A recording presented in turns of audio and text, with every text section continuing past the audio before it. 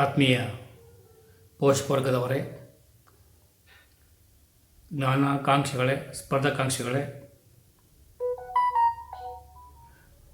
ನಿಮಗಾಗಿ 8ನೇ ತರಗತಿ ಸಮಾಜ ವಿಜ್ಞಾನದ ದಿನ ಒಂದೆರಡು ಪಾಠಗಳನ್ನು ಹಾಕಲಿರುವೆ. ಮಕ್ಕಳಿಗೆ ಚೆನ್ನಾಗಿ ಅಭ್ಯಾಸ ಮಾಡಿಸಿ ಶಾಲೆ ಆರಂಭ ಆಗೋದ್ರೊಳಗಡೆ ಒಂದಿಷ್ಟು ಅಭ್ಯಾಸ ಮಾಡ್ಕೊಂಡು ಹೋಗಲಿ. ಮತ್ತು ಇದು ಸ್ಪರ್ಧಾಯುಗದಲ್ಲಿ ಅತಿ ಉಪಯುಕ್ತ. ಮೊದಲಿಗೆ ಆಧಾರಗಳು. ಆಧಾರ ಎಂದರೇನು? ಆಧಾರ ಎಂದರೆ ಚರಿತ್ರೆ ರಚನೆ ಬೇಕಾಗುವ ಮೂಲ ಸಾಮಗ್ರಿಗಳು. ಚರಿತ್ರೆ ನಾವು ರಚನೆ ಮಾಡಬೇಕಾದ್ರೆ ಅದು ಸಂಬಂಧಿಸಿದ ದಾಖಲೆಗಳಿದ್ದರೆ ಮಾತ್ರ ನಾವು ಮಾತಾಡ್ತೇವೆ. ಹಾಗಾಗಿ ಆಧಾರ ಇಟ್ಕೊಂಡು ಮಾತಾಡಬೇಕು ಅಂತ ಹೇಳ್ತಾರೆ. ಆಧಾರ ಇಲ್ಲದೆ ಯಾವ ವಿಷಯವನ್ನು ನಾವು ಕೈ ಹಾಕಬಾರ್ದು. ಚರಿತ್ರೆ ರಚನೆಗೆ ಆಧಾರಗಳು ಏಕೆ ಬೇಕು? ಯಾಕೆ ಬೇಕು ಅಂತ ಹೇಳಿದರೆ, ಆಧಾರಗಳು ಆ ಕಾಲ ವಿವರಣೆ ನೀಡುತ್ತವೆ. ಗತಿಸಿದ ಸಂಗತಿಗಳ ಕ್ರಮಬದ್ಧವಾಗಿ ಹೇಳುವುದಕ್ಕೆ ಇತಿಹಾಸ ರಚನೆಗೆ ಆಧಾರಗಳೇ ಅಗತ್ಯ. ಆಧಾರಗಳಿಲ್ಲದೆ ಇತಿಹಾಸ ಇಲ್ಲ. ಇತಿಹಾಸಕಾರನೆಂಬ ನ್ಯಾಯವಾದಿಗೆ ಆಧಾರಗಳೇ ಸಾಕ್ಷಿ ಮತ್ತು ಪುರಾವೆಗಳು. ಇತಿಹಾಸಕಾರ ವಾದ ಮಂಡಿಸಲು ಆಧಾರಗಳೇ ಅಗತ್ಯ. ದೇಹಕ್ಕೆ ಅಸ್ಥಿಪಂಜರವಿದ್ದಂತೆ ಇತಿಹಾಸಕ್ಕೆ ಆಧಾರಗಳು. ಇತಿಹಾಸ ವಿವರಿಸಲ್ಪಡುವ ಸಂಗತಿ ಮತ್ತು ಸಂಘಟನೆಗಳಿಗೆ ನಿರ್ದಿಷ್ಟ ಆಧಾರಗಳು ಬೇಕು ಎನ್ನುವುದು ಜನಜನಿತವಾಗಿರುವ ವಿಷಯ. ಇತಿಹಾಸದ ಆಧಾರಗಳೆಂದು ಏನನ್ನು ಪರಿಗಣಿಸಬಹುದು?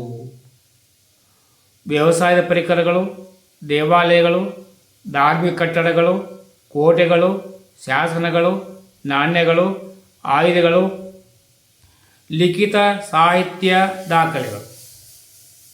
ಹಾಗಾದರೆ ಇತಿಹಾಸದ ಆಧಾರಗಳನ್ನು ವಿಂಗಡಿಸಿ ಬರೆಯಿರಿ. ಇತಿಹಾಸದ ಆಧಾರಗಳನ್ನು ನಾವು ಎರಡು ರೀತಿಯಲ್ಲಿ ವಿಂಗಡಿಸಿ ನೋಡ್ತೇವೆ. ಒಂದು ಸಾಹಿತ್ಯ ಆಧಾರಗಳು, ಎರಡು ಪ್ರಾಕ್ತನ ಆಧಾರಗಳು. ಸಾಹಿತ್ಯ ಆಧಾರಗಳಲ್ಲಿ ದೇಶೀಯ ಸಾಹಿತ್ಯ, ವಿದೇಶೀಯ ಸಾಹಿತ್ಯ ಮತ್ತು ಮೌಖಿಕ ಸಾಹಿತ್ಯ. ಪ್ರಾಕ್ತನ ಆಧಾರಗಳಲ್ಲಿ ಶಾಸನಗಳು, ನಾಣ್ಯಗಳು ಮತ್ತು ಅವಶೇಷಗಳು. ದೇಶೀಯ ಸಾಹಿತ್ಯವು ಹೇಗೆ ಇತಿಹಾಸ ರಚನೆಗೆ ಸಹಾಯ ಮಾಡುತ್ತವೆ? ಭಾರತೀಯರಿಂದಲೇ ರಚಿತ ಸಾಹಿತ್ಯವೇ ದೇಶೀಯ ಸಾಹಿತ್ಯ. ಈ ಸಾಹಿತ್ಯವು ಸಂಸ್ಕೃತ, ಪ್ರಾಕೃತ, ಕನ್ನಡ, ತೆಲುಗು, ತಮಿಳು ಮತ್ತು ಹಿಂದಿ ಭಾಷೆಗಳಲ್ಲಿ ರಚಿತವಾಗಿವೆ. ಸಾಮಾಜಿಕ, ಧಾರ್ಮಿಕ, ಆರ್ಥಿಕ, ರಾಜಕೀಯ, ಆಡಳಿತ ಚಿತ್ರಣವನ್ನು ನಾವಲ್ಲಿ ನೋಡಬಹುದಾಗಿದೆ. ಕೌಟಿಲ್ಯ ಬರೆದಿರುವ ಗ್ರಂಥ ಅರ್ಥಶಾಸ್ತ್ರ, ಅಶ್ವಘೋಷನ ಬುದ್ಧ ಚರಿತ, ಹಾಲರಾಜ ಬರೆದಿರುವ ಗ್ರಂಥ ಗಾಥ ಸಪ್ತಶತಿ, ವಿಶಾಖದತ್ತ ಮುದ್ರ ರಾಕ್ಷಸ, ಕಲ್ಲಣ ರಾಜತರಂಗಿಣಿ, ಬಾಣಭಟ್ಟ ಹರ್ಷಚರಿತೆ, ಚಾಂದ್ ಬರ್ದಾಯಿ ಪೃಥ್ವಿರಾಜರಾಸೋ, ಪಂಪ ವಿಕ್ರಮಾರ್ಜುನ ವಿಜಯಂ, ಶ್ರೀ ವಿಜಯ ಕವಿರಾಜ ಮಾರ್ಗ, ಬೌದ್ಧ ಸಾಹಿತ್ಯಗಳಾದ ತ್ರಿಪಿಟಕಗಳು. ವಿದೇಶಿ ಸಾಹಿತ್ಯ ನೋಡೋದಾದರೆ, ಭಾರತಕ್ಕೆ ಬಂದ ವಿದೇಶಿ ಪ್ರವಾಸಿಗರು, ವಿದ್ವಾಂಸರು, ಬರಹಗಾರರು, ರಾಯಭಾರಿಗಳು, ವ್ಯಾಪಾರಿಗಳು, ಮಿಷನರಿಗಳು ತಾವು ಇಲ್ಲಿಗೆ ಬಂದು ನೋಡಿದ, ಅನುಭವಿಸಿದ ಸಾರವೇ ವಿದೇಶಿ ಸಾಹಿತ್ಯ. ಅಂದಿನ ಸಾಮಾಜಿಕ, ಸಾಂಸ್ಕೃತಿಕ, ರಾಜಕೀಯ, ಆರ್ಥಿಕ ಚಿತ್ರಣ, ಸ್ಥಳೀಯ ಜ್ಞಾನದ ಕೊರತೆಯಿಂದ ತಪ್ಪು ಗ್ರಹಿಕೆಗಳನ್ನು ನಾವಿಲ್ಲಿ ನೋಡ್ತೇವೆ. ಇವು ಲಿಖಿತ ಸಾಹಿತ್ಯದ ನ್ಯೂನತೆಗಳಾಗಿವೆ. ಯಾಕೆಂದರೆ ನಮ್ಮ ಸ್ಥಳೀಯ ಭಾಷೆಗಳು ಅವ್ರಿಗೆ ಬರೋ ಹಾಗಿಲ್ಲ, ಅವ್ರ ಭಾಷೆ ನಮಗೆ ಬರೋ ಹಾಗಿಲ್ಲ. ಅವ್ರು ಏನು ನೋಡಿರ್ತಾರೋ, ಏನು ಕೇಳಿರ್ತಾರೋ, ಏನು ಅನುಭವಿಸಿರ್ತಾರೋ ಅದು ದಾಖಲೆ ಮಾಡಿರ್ತಾರೆ. ಅದು ಸರಿ, ಅದು ತಪ್ಪು ಎಂಬುದನ್ನು ವಿದೇಶಿ ಪ್ರವಾಸಿಗರಿಂದ ತಿಳ್ಕೊಳ್ಳೋದು ಕಷ್ಟ ಆಗ್ತದೆ. ಈ ನ್ಯೂನತೆಗಳನ್ನು ನಾವು ಗಮನಿಸಿ ಇತಿಹಾಸ ಇಂದು ನಾವು ರಚನೆ ಮಾಡಬೇಕಾಗಿದೆ. ಮೇಘಸ್ಥಾನಸನ ಇಂಡಿಕಾ, ಪಾಯಿಯಾನನ ಗೋಕೋಕಿ, ಹುಯಾನ್ ಸಾಂಗನ ಸಿಯೂಕಿ, ಟಾಲಮಿಯ ಜಿಯಾಗ್ರಫಿ, ಬದೌನಿ ಬರೆದಿರುವಂಥ ತಾರಿಕ್ ಎ ಫಿರೋಜ್ ಶಾಹಿ, ಬಾಬರ್ನ ತುಜ್ಕಿ ಬಾಬರಿ, ಫರಿಸ್ತಾ ಬರೆದಿರುವ ತಾರಿಕ್ ಎ ಫರಿಸ್ತಾ, ಸಿಲೋನಿನ ಬೌದ್ಧ ಧರ್ಮ ಗ್ರಂಥಗಳಾದ ದೀಪವಂಶ, ಮಹಾವಂಶ, ವಿಜಯನ ರಾಜ್ಯಕ್ಕೆ ಭೇಟಿ ನೀಡಿದ ನ್ಯೂನೆಸ್, ಬಾರ್ಬೋಸ್, ನಿಕಲಕೊಂತಿ ಬರವಣಿಗೆಗಳು ಕೂಡ ನಮಗೆ ಸಾಕ್ಷ್ಯಾಧಾರವಾಗಿ ಸಿಗ್ತವೆ.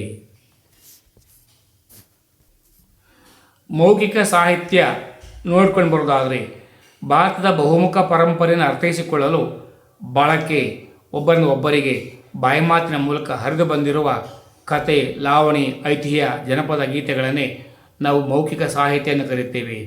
ಇವು ಅನಾದಿ ಕಾಲದ ಮಾನವರ ಅನುಭವದ ನೆನಪುಗಳು ಹಾಡು, ಕತೆ, ಲಾವಣಿ ರೂಪದಲ್ಲಿ ಮೌಖಿಕವಾಗಿ ವರ್ಗಾವಣೆಯಾಗಿವೆ. ಜನಪದರು ಸ್ಥಳೀಯ ವೀರರ ಬಗ್ಗೆ ಲಾವಣಿ ಕಟ್ಟಿ ಹಾಡಿದ್ದಾರೆ. ಲಿಖಿತ ಪರಂಪರೆ ಆರಂಭವಾಗುವ ಮೊದಲೇ ಇದ್ದ ಸಂಪ್ರದಾಯ ಭಾರತೀಯ ಇತಿಹಾಸ ಸ್ವರೂಪವನ್ನು ಪಡೆದುಕೊಳ್ಳುವ ಮುನ್ನ ಹಲವು ವರ್ಷಗಳ ಕಾಲ ಮೌಖಿಕ ಪರಂಪರೆಯಾಗಿತ್ತು. ಉದಾಹರಣೆಗೆ ಕುಮಾರ ರಾಮನ ಕತೆ, ಸಂಗೊಳ್ಳಿ ರಾಯಣ್ಣನ ಲಾವಣಿಗಳು. ಐತಿಹ್ಯಗಳಿಗೆ ಬಂದರೆ ಐತಿಹ್ಯ ಅಂದರೆ ಸ್ಥಳ ಪುರಾಣಗಳು. ಭಾರತ ಬಹುತೇಕ ಪ್ರದೇಶಗಳು ವ್ಯಕ್ತಿ, ಘಟನೆ, ಪರಂಪರೆಗಳ ಕುರಿತಾದ ಐತಿಹ್ಯಗಳಿವೆ. ಚರಿತ್ರೆ ರಚನೆಗೆ ನಾವು ನೇರ ಪುರಾವೆಗಳನ್ನು ನೀಡುವುದಿಲ್ಲ. ಇವು ಸಮಾಜದ ನಂಬಿಕೆಯನ್ನು ತಿಳಿಸುತ್ತವೆ, ವ್ಯಕ್ತಿಯ ವೈಭವವನ್ನು ಮತ್ತು ಸ್ಥಳದ ಮಹಿಮೆಯನ್ನು ತಿಳಿಸುತ್ತವೆ. ನಾವು ಸಾಮಾನ್ಯವಾಗಿ ಧಾರ್ಮಿಕ ಸ್ಥಳಗಳ ಕುರಿತು ಸ್ಥಳ ಪುರಾಣಗಳನ್ನು ಕಾಣಬಹುದು. ಪ್ರತಿ ಊರಿಗೂ ಅದರದೇ ಆದ ಸ್ಥಳ ಪುರಾಣಗಳು ಇರುತ್ತವೆ. ಉದಾಹರಣೆ ಶ್ರವಣಬೆಳಗೊಳ ಮತ್ತು ಬೆಂಗಳೂರು. ಇತಿಹಾಸ ಪಾಠ ಮಾಡುವಾಗ ನಾವು ತರಗತಿ ಪ್ರವೇಶ ಮಾಡಿದ ಕೂಡಲೇ ಆ ಮಕ್ಕಳಿಗೆ ಕೇಳಬೇಕು, ನಿಮ್ಮ ಊರಲ್ಲಿ ಹಳೆಯ ದೇವಾಲಯಗಳು ಇದ್ದಾವೆಯೇ? ಹಳೆಯ ದೇಗುಲಗಳಾಗಿರ್ಬೋದು, ಕೆರೆಗಳಾಗಿರ್ಬೋದು, ಕಟ್ಟಡಗಳಾಗಿರ್ಬೋದು, ಅದು ಇನ್ನೇನಾದ್ರು ಅವಶೇಷಗಳಾಗಿರ್ಬೋದು, ಇದ್ದಾವೆಯೇ? ಸಾಮಾನ್ಯವಾಗಿ ಪ್ರತಿ ಗ್ರಾಮಗಳಲ್ಲಿ ಮಾಸ್ತಿಗಲ್ಲು, ವೀರಗಲ್ಲು, ಹೀಗೆ ಶಾಸನಗಳು ಇರ್ತವೆ. ಅವುಗಳು ಇದಾವೆ ಎಂದು ಗುರುತಿಸಿಕೊಂಡಾಗ ನಾವು ಆ ಮಕ್ಕಳ ಕರ್ಕೊಂಡೋಗಿ ಅಲ್ಲಿನ ಆ ವೀರಗಲಾಗಲಿ, ಮಾಸ್ತಿಗಲಾಗಲಿ, ಕೆರೆಗಳಾಗಲಿ, ದೇವಾಲಯಗಳಿಗೆ ಭೇಟಿ ಕೊಟ್ಟಾಗ ಅಲ್ಲಿನ ಮಾಹಿತಿಯನ್ನು ನಾವು ಸಂಗ್ರಹಿಸ್ಕೊಂಡು ಬಂದರೆ ನಾವು ಹೇಳುವ ಪಾಠ ಮಕ್ಕಳಿಗೆ ಮಂದಟ್ಟಾಗಿರ್ತದೆ, ತುಂಬ ಚೆನ್ನಾಗಿರ್ತದೆ ಎಂದು ನನ್ನ ಭಾವನೆ. ಎಲ್ಲರಿಗೂ ಶುಭವಾಗಲಿ. ಸರ್ವೇ ಜನೋ ಸುಖಿನೋ ಭವಂತು. ಜೈ ಹಿಂದ್, ಜೈ ಕರ್ನಾಟಕ, ಜೈ ಭಾರತ ಮಾತೆ.